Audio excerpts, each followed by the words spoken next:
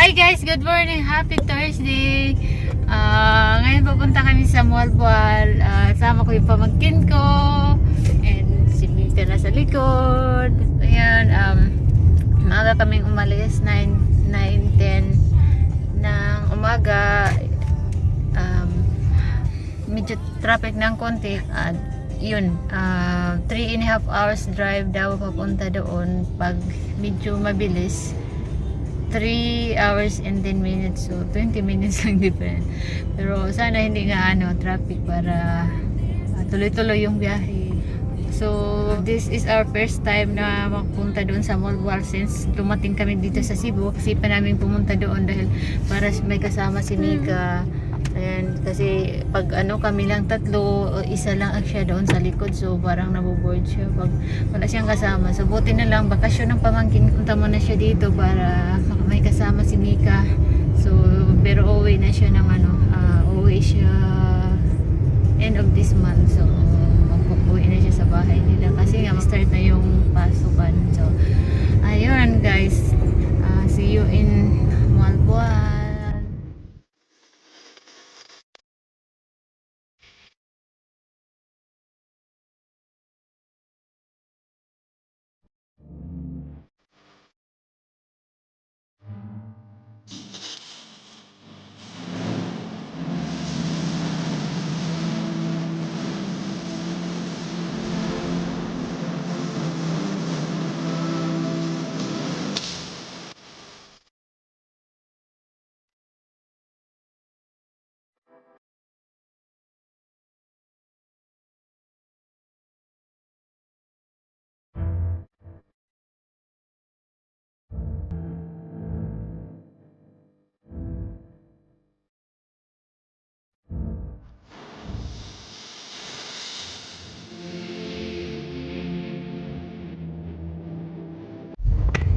Hi guys! Update sa ating biyahe. Nagtuloy doon sa likod. And lockdown. Tulog yung isa. Yung isa naman. Nanood siya sa tablet. So yun guys, dito na kami sa car. It's already ng 11:32 ng tanghali. Naghinto kasi kami ng doon sa may Talisay. Nagkain muna kami ng almusal at saka pinapahinga ko yung isa kasi nahihilo. Hindi naman masyadong nahihilo pero pinainom na lang namin siya ng namin para antrabiyahilo.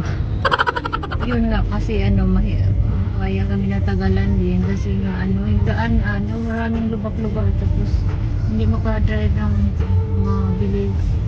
Yun yung si Google ang nagsabi na na 3, ang sabi ng Google ay 3 hours and 30 minutes, pero hindi ganito yung guys, pag hindi ganito yung yung daan at saka medyo marami talaga sa tatay. Dito na kami sa tatay at ang halian na hindi ko na makainin ko na naman yung dalawa.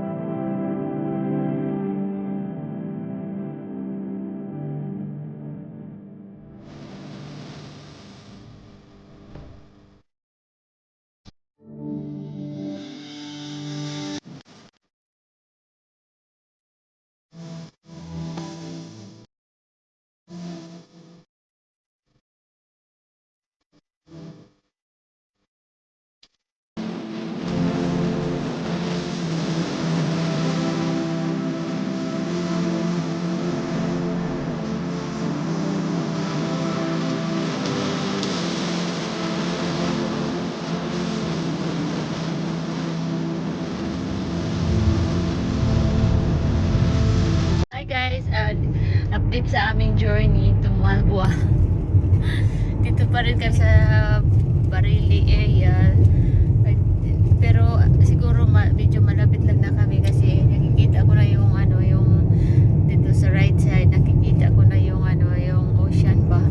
So siguro ano, maka rating na kami BBF. Ang sabi ni Google ano 50 minutes na lang daw. So ano, okay lang kasi nakakain na rin kami, kumain kami doon sa may ano, yung may canteen. Maraming huminto na sakit. So yun ang dagat kay ano, white sand yung dagat dito yun. So yung malapit na siguro kami sa aming destination. So see you in the resort.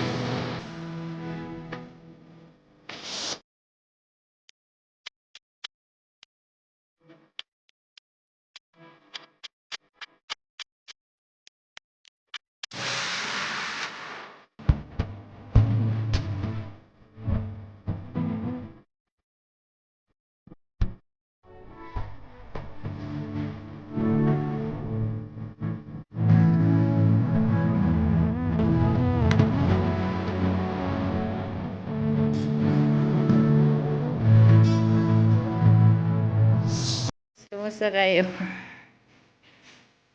Kapay ka ba? Update guys. Finally we arrived at parang ano, disappointed ako ng konti. Dahil ang daan sobrang lubak-lubak guys. Grabe. Natatakot kaming maplatan kami sa daan. Tapos ang hirap hanapin kung wala kang Google Map guys, hindi mo to matunton itong lugar na ito kung first time niyong pumunta dito. Ito yun siya guys. Ayan siya. Ayan lang yung bed. Ayan yung bed. Walang TV. Tapos may aircon naman. Nandyan yung aircon. May kulambo. Ang daming lamok. Pag ang sumalubong sa iyo ay lamok. Natawa si Tisha. Kaya magdala kayo of lotion pag pupunta kayo dito. Tapos, saka ito yung kabila. Yan. Diyan mo lang ilagay yung mga gamit mo. Dito siya. Dalhin ko kayo sa toilet nila. Ayos naman yung toilet guys. Ayan yung toilet. Malinis. Yung toilet malinis. At saka malaki siya. Yan. Maganda yung CR. Okay, maganda siya kasi apat kami maliligo dito. So guys, sa totoo lang, sobrang layo, as in sobrang talagang layo. Ilang hours kami lang dahil i-tour ko kayo mamaya doon sa may dagat. Pero yun, ito lang yung room namin. May wifi naman daw sila. So yun. Tapos dyan yung balcony guys, dalhin ko kayo sa balcony. So yun, ito yung balcony nila. Tapos wala pa siyang ano guys, harang ba? Wala. Makita mo yung dyan sa kabila. So ito yun, magkita-kita kayo dito. So ito yun sa kabila, yun yung kabilang room. Tapos dito yun sa amin. Yun siya. Alibi! Yan siya, be. Ayan. Tapos, Mika, come here, Mika. Bibi. So, yun. Wait lang kayo. May gustong magsama sa resort or mapangadto sa Pikas ha. Hindi dili na ato diha. Tapos, parang, yan. Tapos dyan yata yung ano, yung dyan magpasyal-pasyal ko sa baba. Ayun, kahit naputol yung kwento ko dahil ano, sinika, takot akong matangay sa ano, sa alon, kaya tinawag ko. So yun, bukas, yun na nga, pupunta na kami sa ibang resort para mag ano, doon din kami, lilipat kami. Kaya yun, lalo na si Tisha guys, ano, gusto namin na mag-enjoy siya dahil minsan lang siya makapunta dito dahil holiday, school holiday ngayon. Kaya siya nandito at para na rin may kasama si Mika. Gusto namin na ano, masulit niya yung bakasyon niya dito sa Cebu. Hi guys, good morning. This is our second day dito sa Malwal. Ngayon ay pupunta na kami doon sa kabilang resort at doon kami mag-stay hanggang ano, hanggang Sunday. So, yun, naka-ready na ang lahat. Mag-antay na lang kami sa oras na ano, pwede na kami mag-check-in. Guys, ayun, tayo ay aalis na dito sa Orchid Resort. I'm going crazy.